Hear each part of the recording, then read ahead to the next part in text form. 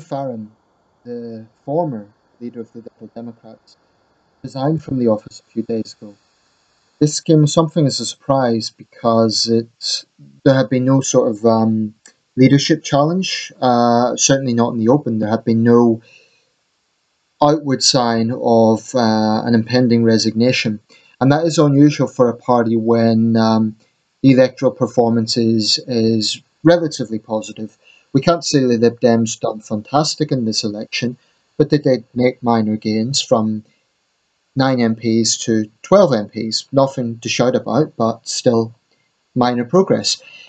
Although, as is so often the case with the Liberal Democrats, it's sort of one blessing tempered with misfortune insofar as their vote change actually, the vote percentage actually went down from what I understand.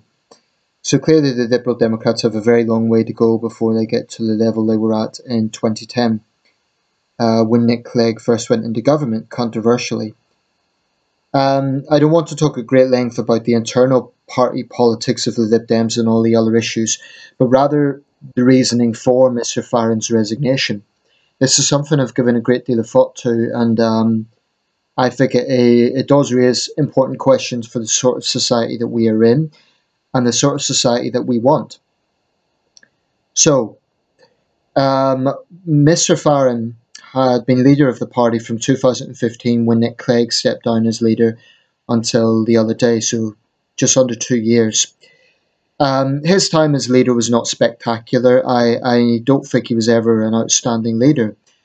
But then again, he was operating a much smaller party, electorally speaking, than what Nick Clegg or Charles Kennedy did. In many senses of the word, I think that Tim Farron was a typical Liberal Democrat leader. His public statements, his voting record, and everything basically pointed to that.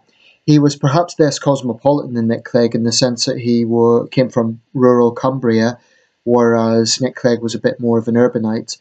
My own views on Tim Farron, I think he's a decent man. I never thought he was an outstanding leader, but I do feel during the campaign itself, I must say, I warmed to him. I felt he dealt with dissent very well insofar as you had that incident in Oxfordshire, I believe it was. A man was heckling him about Brexit and about his allegation that the Lib Dems had called people racist who didn't agree with him. Well, Tim Farron engaged with the man. I think he's a much better communicator than Theresa May. And he engaged with people on the campaign trail, including many people who disagreed with him. And you have to give the leader credit for that. I do feel that he could have been a lot more outspoken on the issue of Islamist ideology. Like a lot of leaders, like too many leaders, he made the vague sort of statement of, we condemn terrorism, let's all come together. So I was a bit disappointed by that, and at times it did frustrate me. I feel that the Liberal Democratic Party should be on the forefront of tackling this fascist ideology, which is really what it is. The Lib Dems, unfortunately, are more likely to be attacking the populist right than they are Islamist ideology. I don't believe they're as radical and they're as hard leftists, for example, the Greens, but I still feel he could have been a bit more outspoken than that. I don't think vague references to terrorism is enough, quite frankly. But that's that. The main issue here, like I say, is the reasoning for his resignation. Now, what he said, and this is not an exact quote, was that he found being a practicing Christian was wiser people, as he put it, wiser leaders would be able to balance that out with being a public political figure, a political leader in Britain today. And he found he could not get that balance. He also found that the increasing suspicion on him had led to a situation where he felt he could no longer contend with that sort of looming over his leadership. So here's my take on it. Basically, as he is a committed Christian, and he had supposedly made previous comments going back to 2007, taking a, let's say, traditional conservative Christian attitude to certain issues, then inevitably that was going to come up. BBC reporters brought this up on numerous occasions. as to whether he thought, for example, gay sex was a sin. Less questions about the abortion issue, but that was another one. Um, I think part of the problem was, and I think he admitted this himself, was that he gave somewhat vague responses. He would neither say yes or no. And I think that was probably his own fault. So, in that sense, I feel he could probably have handled that better, not being so vague. He could have done two things: either answered directly, being brutally honest if it was his view, yes, I believe it's a sin. Being honest in the other direction if it was his view, no, I don't think it's a sin, which he did eventually do. Or he could have taken a third option, that's my private faith, mind your own damn business, which I did see at least one editorial mention. I think it was the Daily Mail, actually. He didn't take any of those approaches. He took a rather vague sort of approach. Now, that was perhaps something he could have handled better. On the other hand, I do feel that left-wing journalists in particular were obsessed about this. The BBC in particular were obsessed about trying to catch him out, so to speak. And he said himself he felt frustrated that it was far more focused on his personal beliefs than party policy. Now, the key issue here is secularism, and the fundamental question is, can a politician who comes from a faith background operate in the public domain, be a legislator, and balance that with their faith, whilst being committed to secularism? My own stance is I am an absolute passionate secularist. I believe it is extremely important that we separate faith and religious dogma from legislation on the grounds that when you start putting religious dogma into legislation, it will impact everyone else. We see that around the world with the horrendous way that so-called blasphemers are treated in Islamic theocracies. And that's a situation we must never, ever, ever allow to happen. But it isn't just in Islamic theocracies. Ireland is a modern, developed Western country that has often gained a negative spotlight for the positions of the Catholic Church, which still remains more influential there than in many other parts of Europe. However, even the Republic of Ireland looks like it's made some progress insofar as they've just elected a Taoiseach, Leo Varadkar, who is openly gay. Now that really is something in the Irish Republic. He is from Fine Gael, he's a conservative. He's been described as a Thatcherite, but that is still quite something. I think a big issue here is the fact that Tim Farron is the leader of the Liberal Democrats, was the leader of the Liberal Democrats. I think had he been a Conservative politician, no one would have blinked an eye. Yes, there probably would have been questions, but certainly less so. I think the reason it raised eyebrows is because people could not believe that someone who comes from perhaps a traditional Christian background could be the leader of a modern, progressive, it's not a word I like, political party. Now, Tim Farron closed the speech with a bit of a jabbing remark. We are kidding ourselves if we think we live in an open, tolerant, liberal society. I thought a lot about this statement, and it's a difficult one because I think if you're gay, or if you're a woman who has experienced the decision making that in terms of, terminating a fetus, I can understand people being very cautious in their views of Tim Farron personally. But for me, the fundamental issue when we're thinking of secularism is, does this person impose their views into policy? For me, that is far more important than what their views are. And I would make an analogy here. There are certain American governors, I believe Terry McAuliffe in Virginia, but don't quote me on that, who are personally opposed to the death penalty on moral grounds. They believe it's wrong.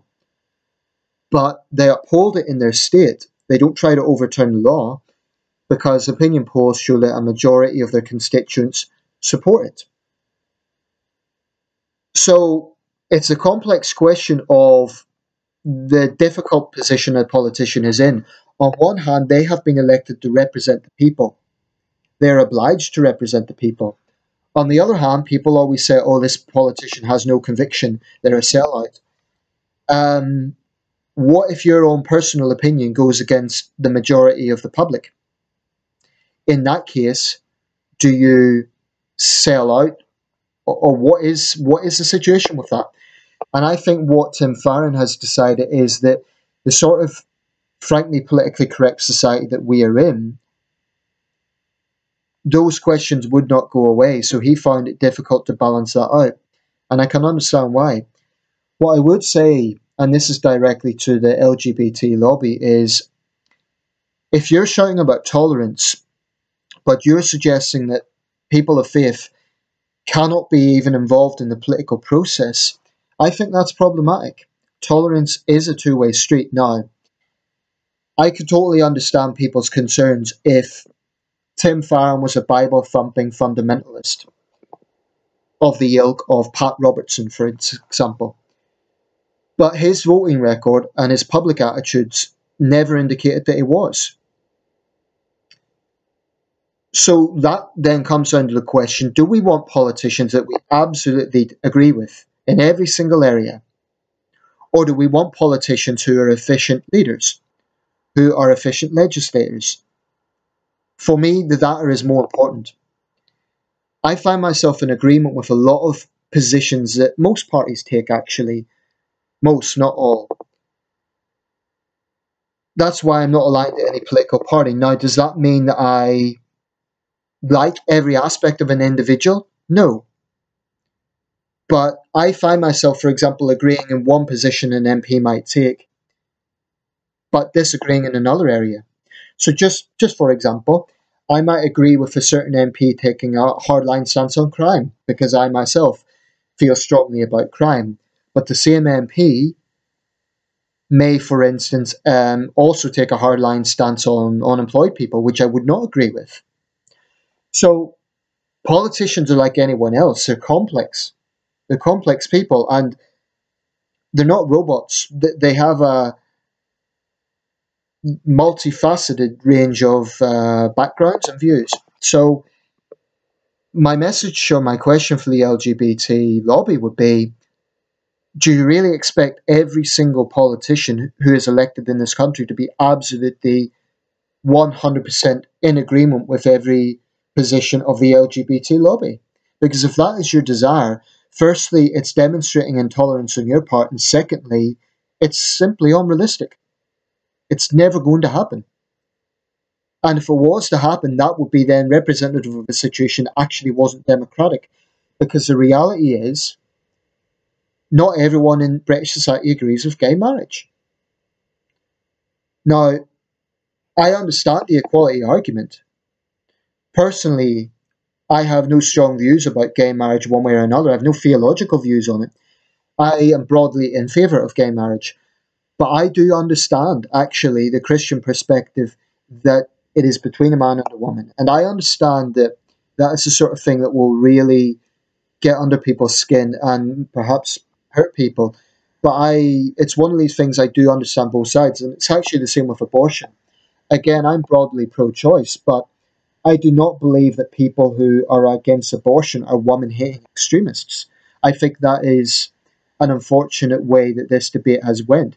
Abortion particularly, not so much in the UK, but in the United States, it's two extremes. One side calls the other side baby killers. The other side calls that side woman-hating misogynists. Both characterizations are unfair, in my opinion. So in terms of abortion, I'm pro-choice. I believe that life begins at birth. But I am uncomfortable, and this is getting into my own views here, but I am uncomfortable, for example, with late-stage abortion where the fetus is largely developed and when its organs are largely developed. So I would say I'm in favour of a woman's right to choose, provided it is early on. I am uncomfortable with late-stage abortion. And in terms of rape and incest, well, again, there's no reason why the abortion wouldn't take place early on. But certainly, it's one of the hardest decisions a woman would ever have to make, and we should all be sympathetic to that. But I don't agree with slandering people who are against abortion, including, by the way, many women, as being woman haters. They would argue, for example, half of all fetuses are female. So how does that contend with the narrative of being a woman hater? I think it's divisive and I think it's unfair. But to get back to the issue of secularism, I am a strong believer in secularism, separating religion from politics. What I do not believe in is the approach certain militant atheists take, that religious people cannot even have a view. Now, they will contend, oh, there's nothing comparable to theocracy. That's true, and certainly Christians are not being persecuted in Britain or America for that matter. They are being persecuted in the Middle East. But what I would say is sometimes there is an impression that certain atheists give that if someone even mentions their faith, oh, they're talking about God, they're imposing it on us. Stop being so sensitive. Actually, in that case, I think certain atheists are overly sensitive because even hearing the word God, they go off it and they think that somehow translates as forcing religion on the people. I have had people who are devout Christians say to me, if I, for example, told them a problem in my life, they'll say, oh, we'll pray for you. Now, certain atheists would find that offensive and they would take it really personally. I'm not a Christian, no, you can't, blah, blah, blah. I take it in the spirit that it is given, which is good intentions. Now, I may not believe that prayer will make any difference, but I understand they're doing it because they're decent people and they believe that is something that they believe it's a benevolent thing to do. So what I don't like about hardline atheists is the idea that if someone even talks about their faith, that's somehow a bad thing. People of faith have a right to voice their views as well. In a democracy, everyone should be allowed to voice their views. The caveat is, so long as they're not threatening others, so long as what they're saying is not impeding the freedoms of others. That is the point. So you cannot say, this person's opinion offends me, therefore that should be outlawed. And quite honestly, I would say that to the LGBT lobby. Sometimes, frankly, they give the impression that they are overly sensitive in certain areas and they do basically want to criminalise anyone having a different point of view. Now, I understand how personal it is because it is your sexual orientation, it's a very personal thing. And I would totally defend your right to debate the issue, to even dislike the person. But I don't think you can say, because someone has conservative views on homosexuality, they are not allowed to have those views. In a democracy, even bigots are allowed a view. If you go down that line, I mean, I would argue, someone actually put this point to me when I raised this question on the forum. What he said was, if a politician was against black people getting married, I assumed he meant mixed relationships. Would you be saying the same thing? And what I replied was, provided that the politician in question is not threatening violence, not breaking the law, and not trying to force something onto those people, i.e. in terms of legislation, then no, I would not be saying they cannot have an opinion.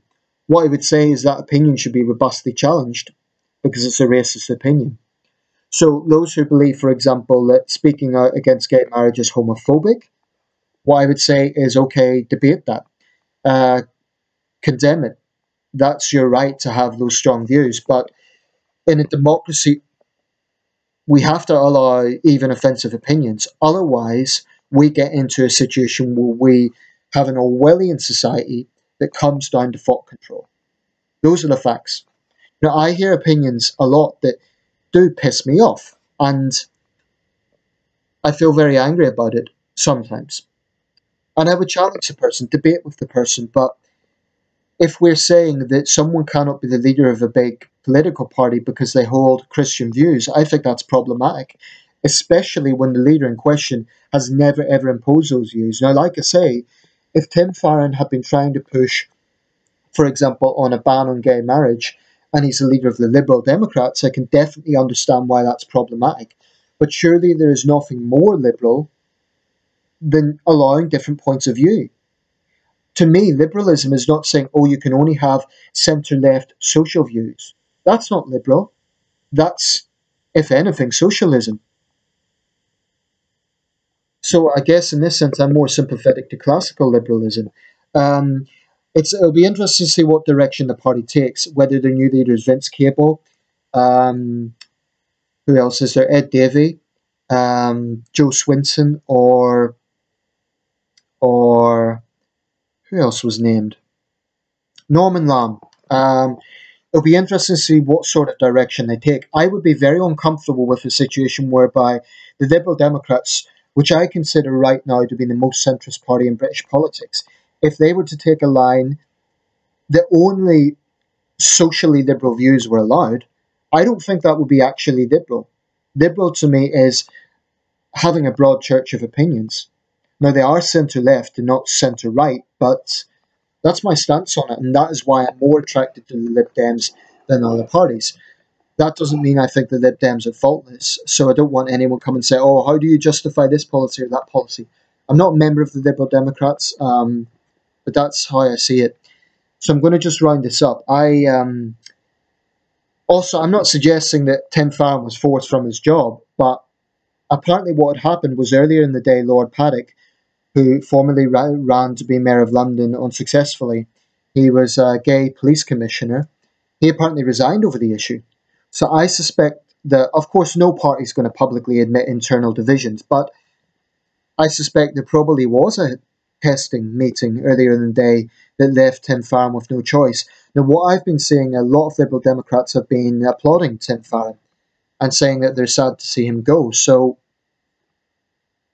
and there have been others who have been saying good riddance and things like this. Now, to me, they're showing less tolerance than he has. He has always demonstrated, whatever faults he has always demonstrated an ability to say, you can have that opinion. So, you know, in that sense, Tim Farron is an absolute liberal and he has stood by liberal principles. So let me know your thoughts. For me, the fundamental question of secularism is not about imposing a militant atheism, saying religious people cannot have views in politics, and if you're religious, you cannot, take part in the political process. I saw someone yesterday say, for example, all the churches exploiting the Grenville Tower disaster, and I thought, well, what are you talking about? And her basis for that claim was simply because some clergy had made comments about the anger that people are feeling. Well, in that part of London, the church community, as I understand, is quite strong, especially in the Caribbean community. So why shouldn't church figures have an opinion? You can't say because you don't like religious opinions that they cannot have religious opinions. The fundamental question is, does this impose on other people? Now, I've met Christians in my life who do impose on others, and they get right on my nerves. And I've no patience for people like that. But that is not Tim Farron. So, quite honestly, I am sad to see him go from that point of view. And I think that is not necessarily an asset to secularism. That's my gut feeling. So let me know your thoughts, and thanks for watching.